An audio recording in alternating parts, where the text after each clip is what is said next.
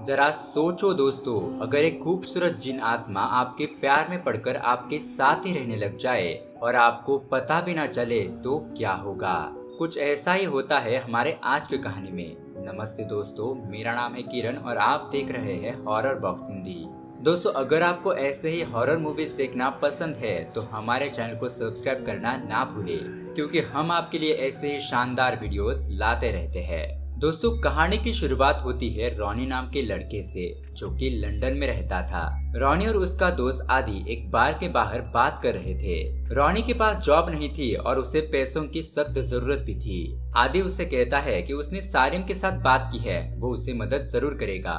अब इस बात पर रॉनी थोड़ा परेशान हो जाता है, क्योंकि हाल ही में रॉनी का सारिम के साथ झगड़ा हो गया था। अब वो दोनों उसी बार के अंदर चले जाते हैं। वहाँ पर सारिम भी बैठा था। आदि उन दोनों के बीच का झगड़ा सुलझा देता है।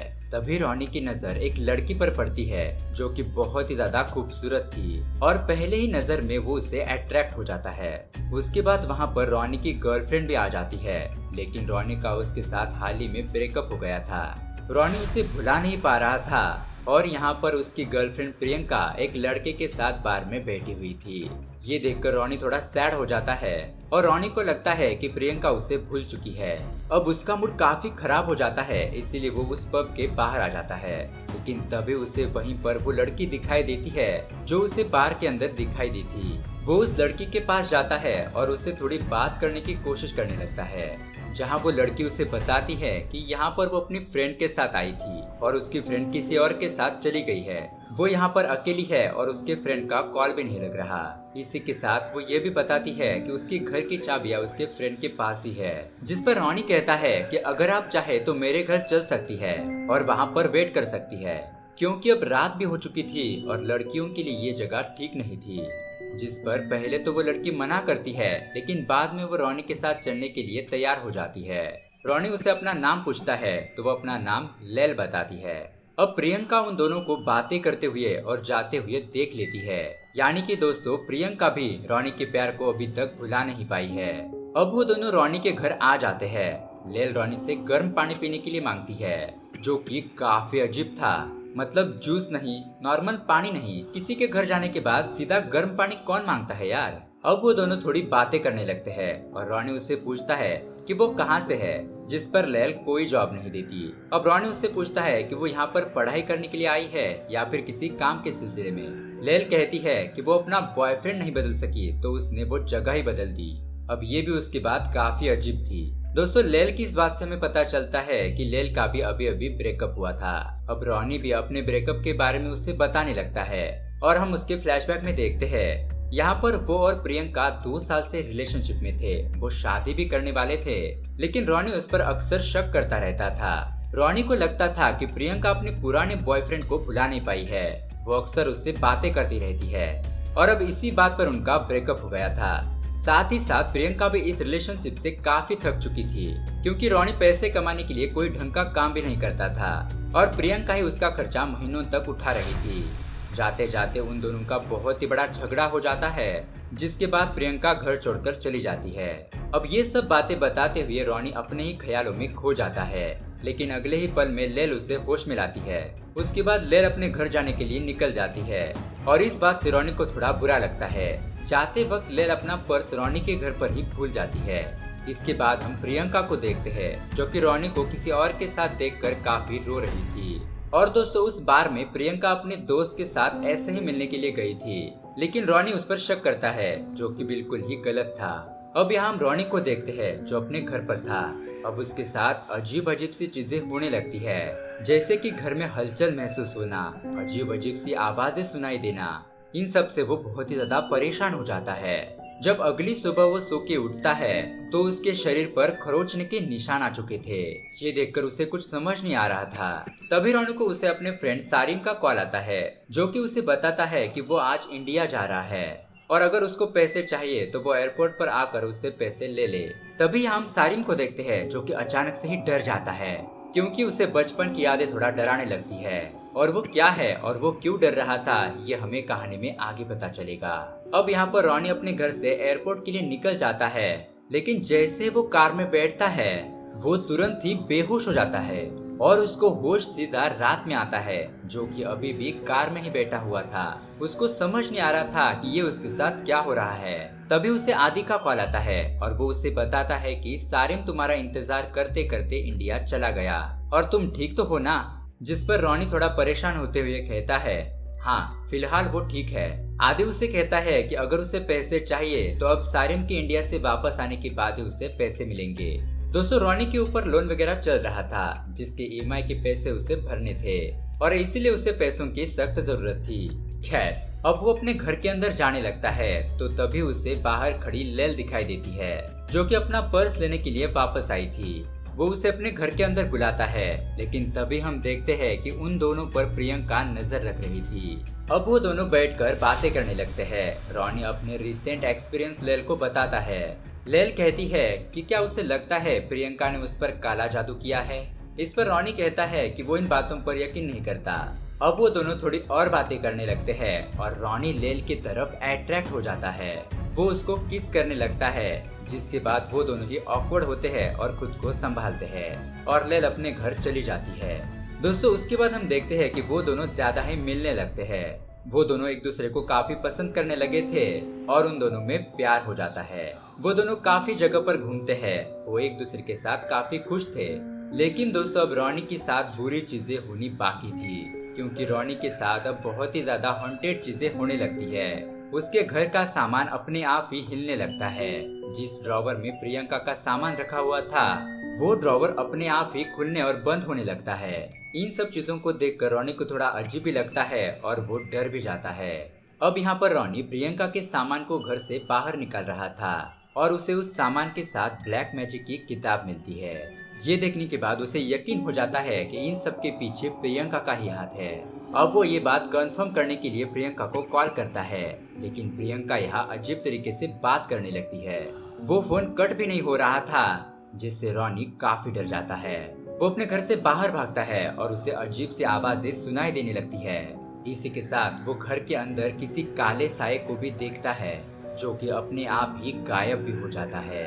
अब ये सब कुछ देखकर वो बहुत ही ज्यादा डर जाता है और अगले ही सीन में हम रॉनी को आदि के साथ देखते हैं, जो उसे प्रियंका ने किए हुए ब्लैक मैजिक के बारे में बताता है। साथ ही साथ वो अपनी न्यू गर्लफ्रेंड के बारे में भी उसे बताता है। अब यहाँ पर उसे फिर से वही आवाजें सुनाई देने लगती है और तभी आदि को भी चोट लग जाती है। उन दोनों को कुछ भी समझ नहीं आ रहा था कि उनके साथ क्या हो रहा है। उसके बाद रॉनी अपने घर चला जाता है और घर आकर वो ब्लैक मैजिक के बारे में रिसर्च करने लगता है।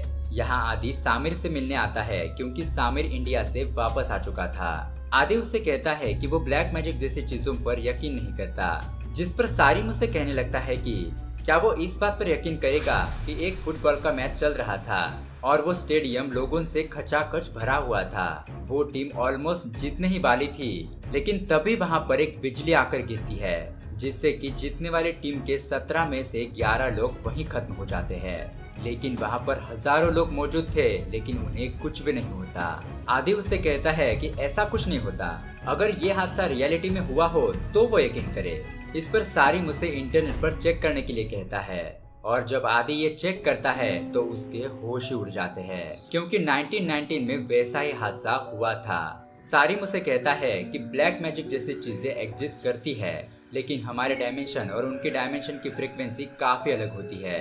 अब ये सब बातें सुनकर आदि बहुत परेशान हो जाता है। वो कहता है कि हमें रॉनी की मदद करनी चाहिए, क्योंकि वो भी ऐसे ही चीजों को एक्सपीरियंस कर रहा है।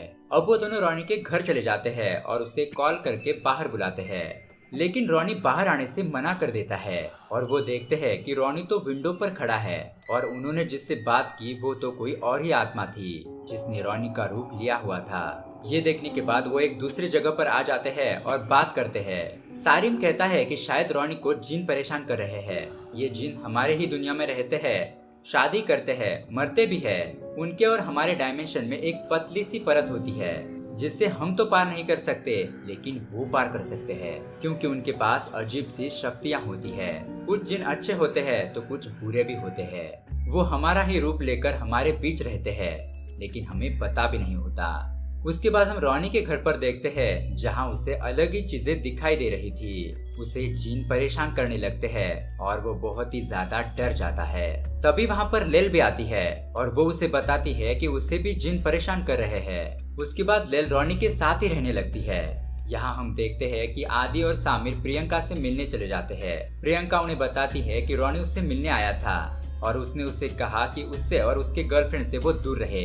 अब वो दोनों उससे ब्लैक मैजिक के बारे में पूछने लगते हैं, लेकिन प्रियंका उन्हें बताती है कि वो ये सब नहीं करती। अब वो धीरे धीरे रोनी को भूलने की कोशिश कर रही है। तभी यहाँ सामिर को अपना एक इंसिडेंट याद आता है जहाँ पर हम उसके एक बचपन की झलक देखते हैं। उसके अंकल ने उसे जिन का डायमेंशन दिखाया था और इसीलिए उसे बचपन की यादों से बहुत डर लगता था। उसके बाद यहाँ हम रोनी को देखते हैं जहाँ उसे बैंक से कॉल आता है क्योंकि उसने अभी तक पैसे नहीं भरे थे। अब वो काफी परेशान हो जाता है और अपनी कार बेचकर पैसे लाने के लिए जा रहा था, लेकिन जैसे वो कार में बैठता है उसे बहुत सारे पैसे मिल जाते हैं। उन्हें देखकर वो बहुत ज्यादा खुश हो जाता है। वो ये भी नहीं सोचता कि ये पैसे कहाँ से आए हुए होंगे। अब ये पैसों की बात आदि और सामिर को पता चल जाती है तो उनका प्रियंका के ऊपर से शक हट जाता है क्योंकि प्रियंका तो इतने पैसों को अरेंज नहीं कर सकती थी। उसके बाद यहाँ हम देखते हैं कि रोनी लेल को प्रपोज करता है और उससे शादी करने की बात करता है। ये सुनकर लेल बहुत ज्यादा खुश हो जाती है। यहाँ सारिम रोनी को आदि का एक्सीडेंट हो गया है ऐसा कहकर एक जगह पर मिलने के लिए बुलाता है। रोनी जैसे ही वहाँ पर पहुँचता है तो वो दोनों उसे लेल के बारे में पूछने लगते हैं। वो कहते हैं, क्या उस लेल को तुम्हारे अलावा किसी ने देखा है? क्या तुम्हारे पास उसका फोन नंबर है या फिर घर नंबर? लेकिन दोस्तों रोनी के पास इन सारे सवालों का कोई भी जवाब नहीं था। उसके बाद सारिम मुझसे पूछता है कि ये सब शुरू कहाँ से हुआ। और दोस्तों यहाँ पर आता है कहानी में बहुत ही बड़ा ट्विस्ट। रोनी कहता है कि ये सब लेल के मिलने के बाद ही शुरू हुआ। मतलब दोस्तों लेल और कोई नहीं बल्कि एक फीमेल जिन थी। वो इंसानों की दुनिया में रहकर प्यार की तलाश में रहती थी और ऐसे ही जिन को आशिक कहा जाता है। जब तक सामने वाला इंसान जिंदा रहता है वो उनके साथ रहते हैं, उसके बाद वो अगली शिकार की तलाश में निकल जाते हैं। अब ये सब बातें सुनकर रोनी को यकीन नहीं हो रहा था कि लेल ही जिन है। वो अपने दोस्तों से कहता है कि मैं कैसे मान लूं कि लेल ही जिन है। उसके दोस्त उसे अलग अलग पवित्र निशान देते हैं और अगर इन चीजों को उसने टच किया तो समझ लेना कि वो तुम्हें परेशान नहीं करेगी, वो बुरी जिन नहीं है। अब रोनी वैसा ही करता है, लेकिन यहाँ पर लेल बड़े ही आसानी से उन सिंबल को छू लेती है। ये देखकर रोनी कहता है कि मेरे दोस्त तो पागल है, वो तुम पर शक कर रहे थे कि तुम एक जिन हो। वो लेल से कहता है कि बस तुम एक बार मेरे दोस्तों के सामने आ जाओ, फिर उनका सारा शक दूर हो जाएगा। लेकिन दोस्तों ये सब बातें सुनकर लेल नाराज हो जाती है। वो कहती है कि उसे उस पर विश्वास नहीं है, लेकिन दोस्तों रोनी उसे किसी तरह मना लेता है और वो अपने दोस्तों को बताने के लिए जा रहा था। तभी रास्ते में उसे वो बार याद आता है जहाँ पर वो लेल से पहली बार मिला था। वो वहाँ जाकर सीसीटीवी फुटेज चेक करता है और फुटेज देखकर उसकी आंखें फटी की फटी रह जाती है क्योंकि दोस्तों उस फुटेज में लेल कहीं पर भी दिखाई नहीं दे रही थी। और दोस्तों प्रियंका उसका पीछा कर रही थी क्योंकि रोनी अकेले में ही बात कर रहा था। प्रियंका को लग रहा था कि रोनी को ब्रेकअप का बहुत बड़ा सदमा पहुंचा है और इसीलिए वो ऐसा अजीब बर्ताव कर रहा है। तभी वहाँ पर रोनी को वो सीसीटीवी फुटेज वाला घर लौट जाओ ऐसा अजीब तरीके से कहने लगता है। ये देखकर वो वहाँ से भाग जाता है और अपने फ्रेंड आदि और सामिर को कॉल करने लगता है, लेकिन कॉल पर भी लेल ही बात कर रही थी। वो उसे कहती है कि घर वापस आ जाओ वरना मैं तुम्हारे दोस्तों को खत्म कर दूंगी। अब ये सुनकर रोनी घर वापस आ जाता है जहाँ पर उसे लेल अलग अलग रूप में नजर आती है। रोनी उसे कहता है कि वो उसके साथ रहने के लिए तैयार है, बस वो किसी को कुछ ना करे, और वो मान जाती है। लेकिन दोस्तों ये एक रोनी का जाल था। तभी वहाँ पर आदि और सारिम भी आ जाते हैं और वो लेल को बांध देते हैं। लेल चिल्लाने लगती है और उन्हें धमकाने लगती है, लेकिन फिर भी यहाँ सब मिलकर मंत्र पढ़ने लगते हैं, प्रार्थना करने लगते हैं। लेकिन दोस्तों इन सब का लेल पर कोई भी असर नहीं होता। ये देखकर वो बहुत डर जाते हैं। वो उसे बांधकर नीचे आते हैं और कुछ सोचने लगते हैं। तभी रोनी को वो बात याद आती है जब पहली बार लेल उसके घर पर आई थी, तब उसने सिर्फ गर्म पानी पिया था, यानी कि उसे कोल्ड से एलर्जी है। अब वो सब उसे ठंडे पानी में डालने लगते हैं और यहाँ पर हमें इमोशनल सीन देखने को मिलता है। लेल रोनी से कहती है कि मैं तुमसे बहुत प्यार करती हूँ, मुझे इस पानी में मत डालो। ये देखकर रोनी भी थोड़ा इमोशनल हो जाता है, लेकिन फिर भी वो उसे पानी के अंदर डालता है। लेल तड़पने लगती है और तभी उनके घर के बाहर पुलिस आ जाती है। उनके पड़ोसियों ने कॉल करके पुलिस को बुलाया था, क्योंकि उनके घर से किसी लड़की के चिल्लाने की आवाज आ रही थी। छानबीन करने पर पुलिस को उनके घर पर कुछ भी नहीं मिलता और पुलिस उन्हें वार्निंग देकर चली जाती है। तभी हम देखते हैं कि लेल वहाँ से गायब हो चुकी थी और यहाँ पर सामिर को उसके अंकल का कॉल आता है, क्योंकि उसने अपने अंकल से मदद मांगी थी। अंकल बताते हैं कि जिन को ठंडे पानी से दूर रखो, क्योंकि ऐसा करने से वो अपने असली रूप में आ जाते हैं। और दोस्तों, ये सुनकर उन तीनों की तो डर के मारे हालत खराब हो जाती है, क्योंकि उन्होंने उल्टा वैसा ही किया था। यहाँ हम देखते हैं कि लेल अपने असली रूप में आ गई थी और वो उन तीनों को बहुत ही ज्यादा डराने लगती है, उन पर हमला कर देती है। ये देखकर रॉनी खुद को ही बुरी तरीके से जख्मी कर लेता है। और दोस्तों, रॉनी को ऐसा तड़पता और जख्मी देखकर लेल बहुत दुखी हो जाती है। वो उसके दोस्तों को और उसे छोड़कर वहाँ से चली जाती है। दोस्तों, अंत में हमें बताया जाता है कि उस हादसे के बाद रॉनी को अस्पताल ले जाया गया, लेकिन रॉनी अभी भी कोमा में है। प्रियंका ने शादी कर ली और वो इंडिया में सेटल हो गई और आदि और सारिम भी अपने अपने काम में लग गए। यहाँ हम लेल को देखते हैं, जो कि रॉनी की याद में रोते हुए यहाँ वहाँ भटक रही थी, यानी कि उसका प्यार सच्चा था। उसके बाद हम देखते हैं एक लड़का खूबसूरत लड़की को देख रहा था और वो उसे बात करने के लिए आगे आता है। वो उसे उसका नाम पूछता है और वो अपना नाम लेल बताती है, यानी कि दोस्तों लेल अपने अगले शिकार पर निकल चुकी थी। तो दोस्तों, आपको क्या लगता है, क्या लेल को उसका सच्चा प्यार कभी मिल पाएगा? आपकी राय में कमेंट करके जरूर बताएं। तो दोस्तों, मुझे पता है कि ये कहानी आपको बहुत ज्यादा पसंद आई होगी, तो इसी बात पर इस वीडियो को लाइक और हमारे चैनल को सब्सक्राइब जरूर करें, क्योंकि हम आपके लिए ऐसे वीडियोस लाते रहते हैं। Thanks for watching.